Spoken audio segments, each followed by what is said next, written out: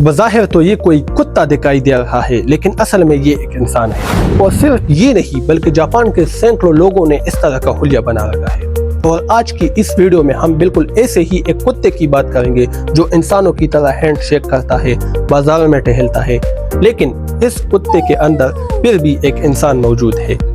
लेकिन आखिर इस शख्स ने ऐसा क्यों किया? क्या ये कोई साइंस का करिश्मा है या महज एक ड्रामा? तो आज की इस वीडियो में हम इस सनसनीखेज हकीकत से पर्दा उठाते हैं। सबसे पहले इस अफवाह को खत्म करते हैं जो सोशल मीडिया पर आग की तरह फैल रही है। क्या इस शख्स ने कोई सर्जरी करवाई है?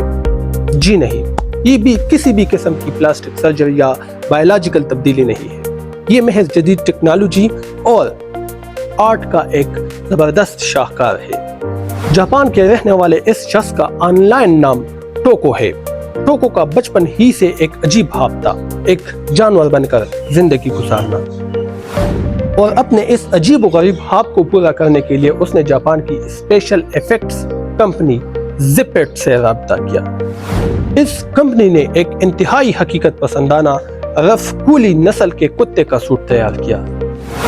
अब जरा सोचिए, एक ऐसा सूट बनाना जो दिखने में दूर से एक कुत्ता दिखाई दे, एक आसान काम नहीं है। इस सूट बनाने वाली कंपनी के माहिरीन को ये डिजाइन तैयार करने में तकरीबन 40 दिन लग गए। एक एक बाल, आंखों की चमक और कुत्ते के स्ट्रक्चर को इस तरह डाला गया कि अगर एक इंसान उसके अंदर जाकर चले तो किसी को जरा सा भी शक ना हो। टोको ने इस सूट के लिए तकरीबन 20 लाख जापानी येन यानी पाकिस्तानी 35 से 40 लाख और इंडियन 12 से 14 लाख रुपए खर्च किए।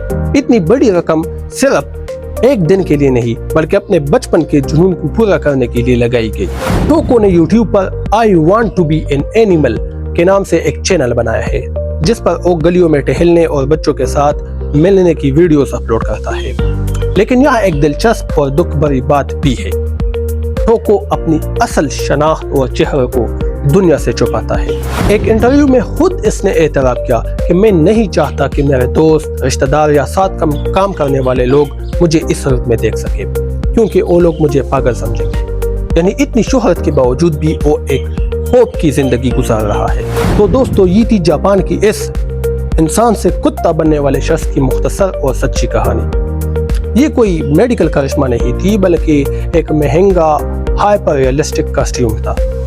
आपकी इस हवाले से क्या राय है? क्या किसी इंसान का अपने शौक को पूरा करने के लिए इतने पैसे खर्च करना सही भी है या महज एक पागलपन?